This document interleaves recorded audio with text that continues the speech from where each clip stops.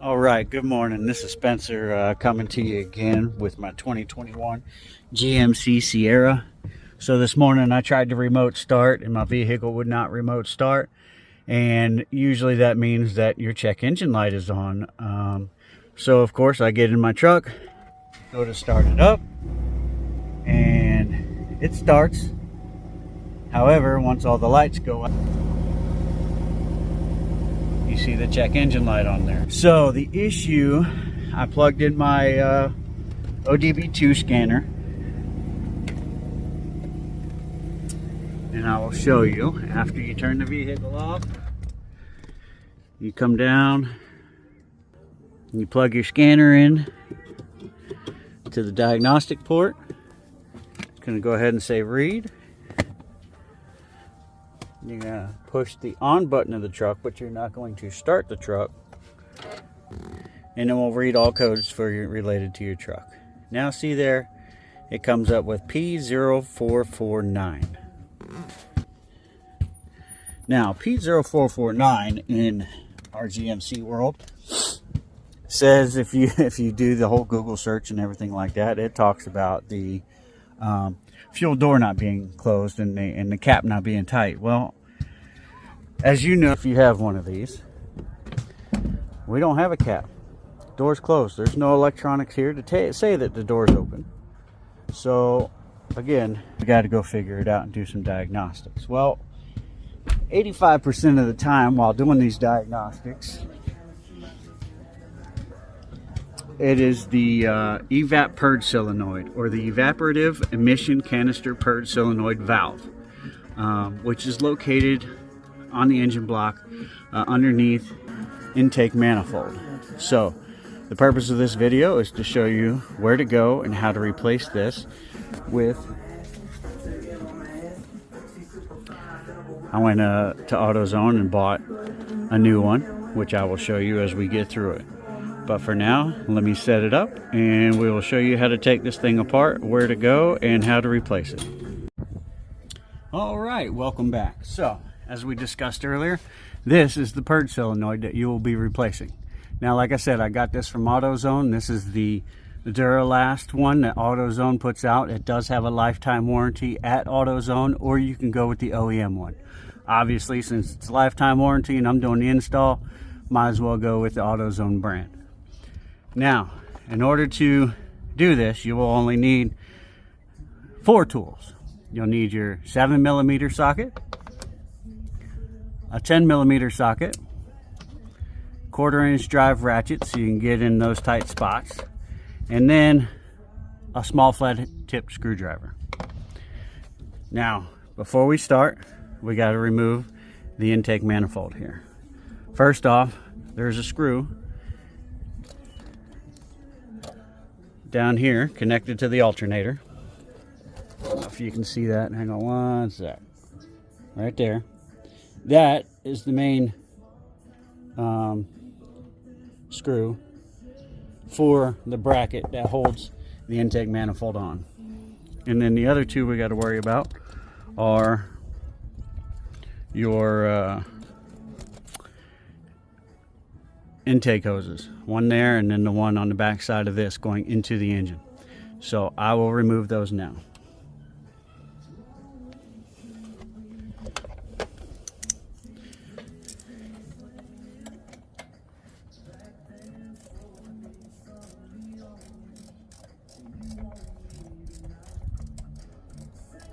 Be careful while removing it that you don't drop that 10mm bolt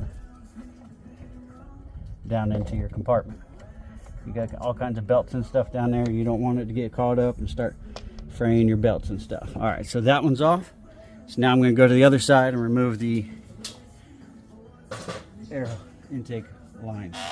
That is your 7mm socket.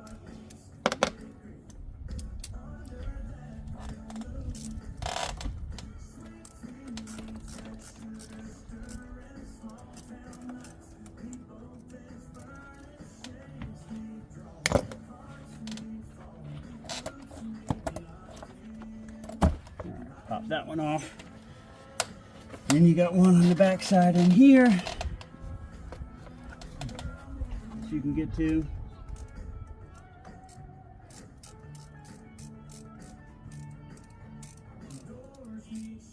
those are loosened, gently pull it back and prop that up.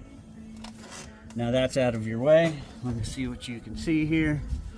All right, so now we got to remove this electrical connector to get to that purge solenoid underneath. So that electrical connector, an easy piece. That little blue tab on top, you're just going to push it out to unlock, and then squeeze and pull. Tuck that under that line there to give you all the access in the world to that purge solenoid underneath. Now, looking at that purge solenoid, there's a 10mm bolt right there that's holding it in, as well as the electrical connector, and there's a nickel connector behind it. Once you pull this out, you'll be able to have access to remove those other two and eventually remove that solenoid. I will do that now.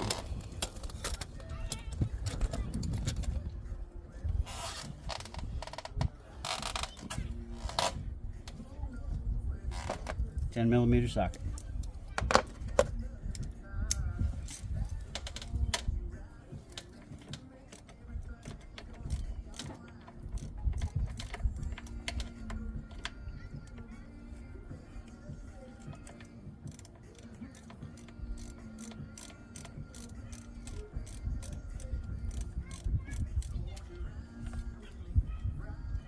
Again, once it's loose, you want to make sure you maintain control of that bolt.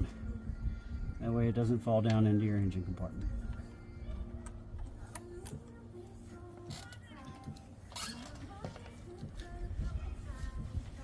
All right, now pull, and now we'll pop right out.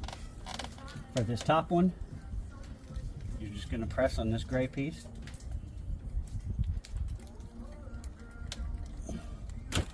And it'll pop out. Now, for the electrical connector underneath it, got your flathead screwdriver. You're going to push that open, slide this down in here,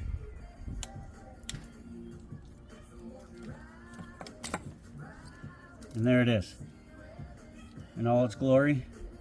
Supposedly that's the bad portion of my truck. So let's go ahead and put the new one on there and see if it fixes the problem. Now, as a new one in the box, it comes in parts. I've already assembled it just to see how to make it go. Again, so before you put this together, you want to make sure that you put your electrical connectors back on there, and then you'll slide it back in the hole, tighten down the 10mm bolt, and put everything else back together the way it should. So, starting with the last electrical connector that I took off, slide that on there.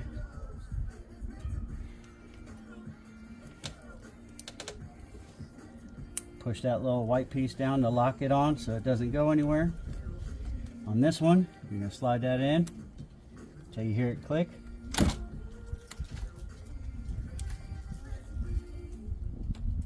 It's done. Okay, nice and snug on there.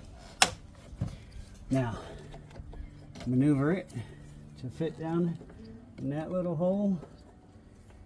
Find it, push on it. You'll feel a little pop because that O-ring is sucking back into the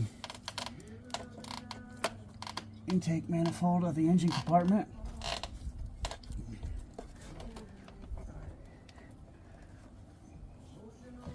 Now, it being a new O-ring, it's not as loose as the last one. Okay, so that's seated in there nice. Take that new bolt, 10mm, go ahead and put that in there. Get it started with your fingers, that way you don't lose it down into the engine compartment.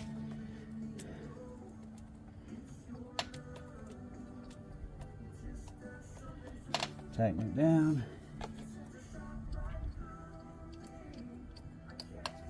Use your 10mm socket, go ahead and tighten it up the rest of the way.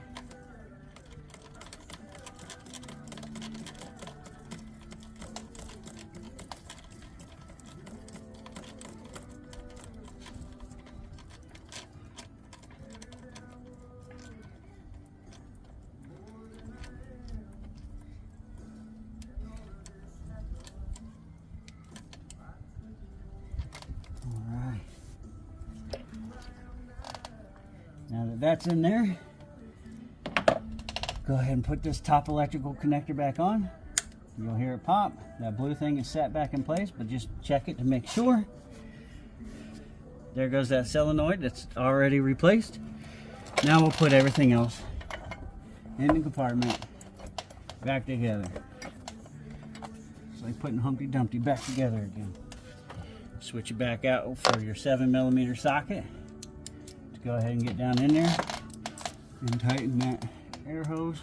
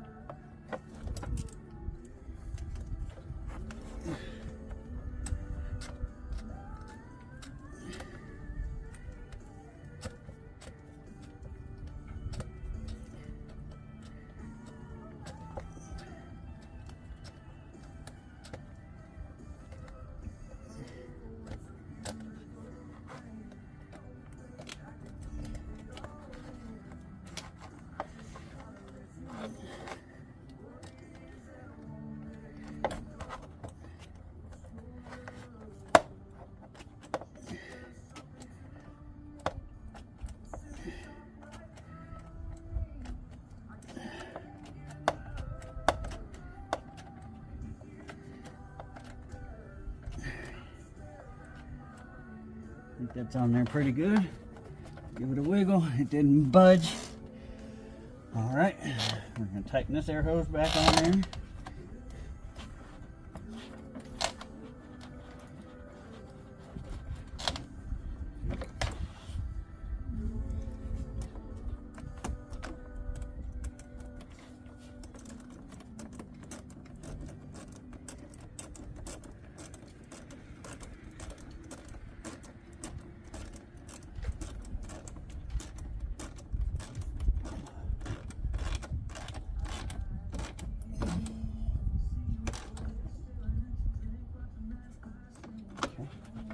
Give that a wiggle. That's not going anywhere. All right, go back to your 10mm socket.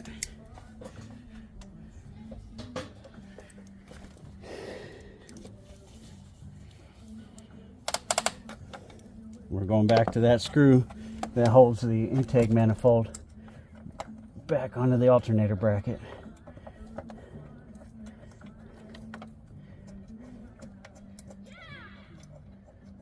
Tighten it up with your fingers, get it nice and snug, and then go ahead and use your socket. Tighten it the rest of the way.